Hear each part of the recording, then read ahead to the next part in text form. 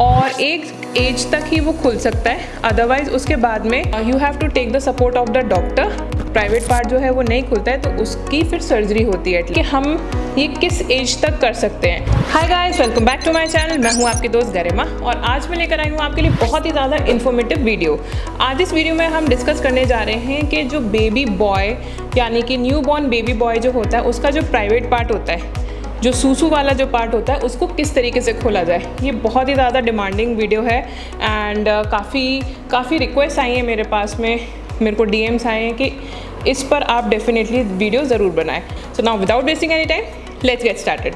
So friends, जैसा कि आपने सुना होगा बड़े लोगों से या फिर घर में जो और बुज़ुर्ग होते हैं या जिनके ऑलरेडी बेबीज़ हो चुके हैं और जिनके स्पेशली बेबी बॉयज़ होते हैं, तो वो सबसे पहले क्या करते हैं, बोलते हैं कि बच्चे की जो जहाँ से सूसू होती है, जो वो प्राइवेट पार्ट होता है जिसको हम इंग्लिश में पीनिस बोलते हैं, उसको खोलना ज़रूरी होता है और एक एज तक ही वो खुल सकता है, अदरवाइज़ उसके बाद में you have to take the support of the doctor. या फिर और जब बड़े हो जाते हैं तो जब स्किन जो है वो अगर नहीं खुलती है, वो प्राइवेट पार्ट जो है वो नहीं खुलता है तो उसकी फिर सर्जरी होती है एट लास्ट में, जब बच्चा बड़ा हो जाता है धीरे धीरे।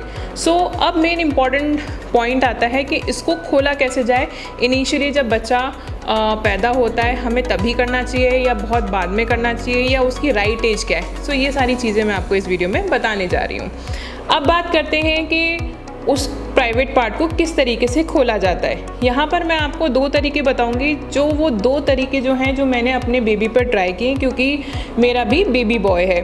सो फर्स्ट जो चीज़ है, जब आप बच्चे को नहलाएं यानी आप नहलाने ले जाएं तो बच्चे का जो प्राइवेट पार्ट है उसको एक हाथ से जो उसकी स्किन होती है यानी कि ऊपर की जो ब्राउन स्किन होती है उसको आप धीरे धीरे बहुत ही हल्के जेंटली सॉफ्टली और थोड़ा सा पेशेंटली उसको धीरे धीरे नीचे करें एंड देन फिर उसके बाद में ल्यूक वार्म वाटर की पतली पतली धार जो उसकी अंदर से जब एक और स्किन आएगी वो होती है पिंक कलर की स्किन, तो उस पिंक कलर की स्किन के ऊपर धीरे धीरे पतली धार जो है वो डालें।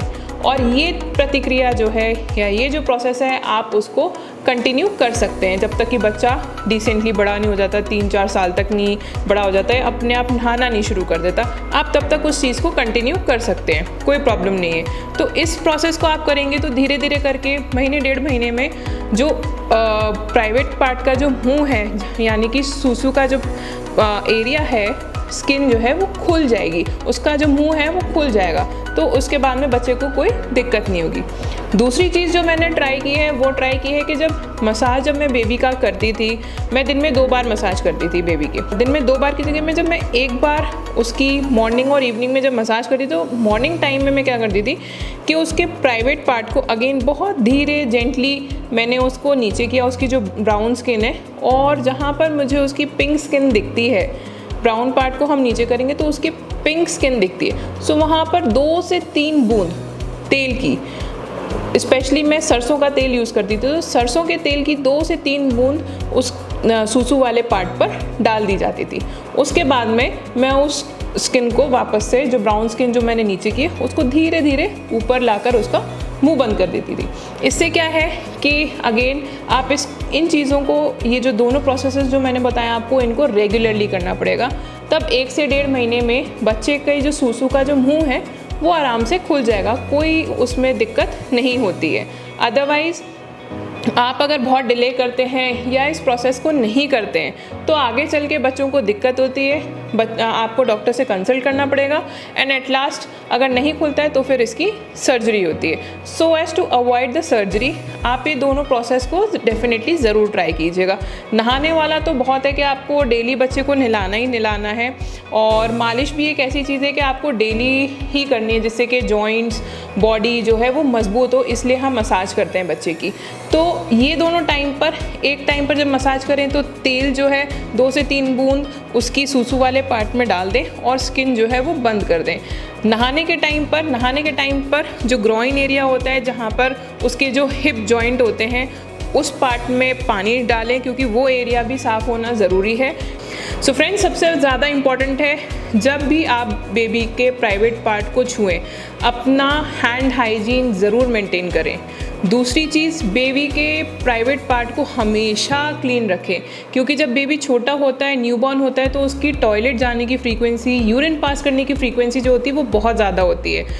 तो अब जब बच्चे की यूरिन पास करने की फ्रीक्वेंसी ज़्यादा होती है तो बहुत ज़्यादा इंपॉर्टेंट है कि उसका जो प्राइवेट पार्ट हो वो अच्छी तरीके से हमेशा क्लीन रहे। अब बात करते हैं कि हम ये किस एज तक कर सकते हैं।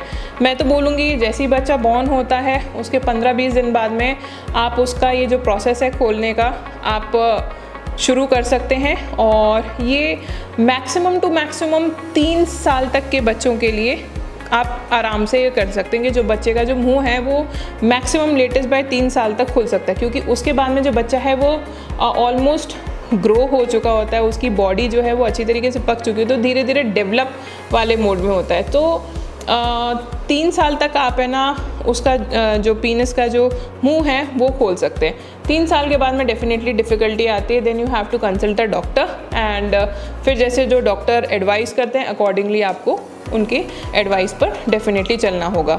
सो बेटर है कि हम ये दोनों जो प्रोसेस हैं उनको जल्दी से जल्दी, इनिशियली जब बच्चा न्यूबॉर्न होता है 15-20 दिन के बाद में ही हम पानी से या हल्का हल्का तेल डाल के उस चीज़ को खोलें, जिससे कि बच्चे को कोई डिफ़िकल्टी नहीं होगी। सो फ्रेंड्स, होप आपको मेरी वीडियो पसंद आई होगी। प्लीज़ लाइक एंड शेयर करना ना भूलें, चैनल को सब्सक्राइब ज़रूर करें, एंड कमेंट बॉक्स में कमेंट बिल्कुल शेयर करें। मैं कोशिश करूँगी कि आपके कमेंट जो है का रिप्लाई जल्द से जल्द दूँ। So then see you soon in the next video. Thank you.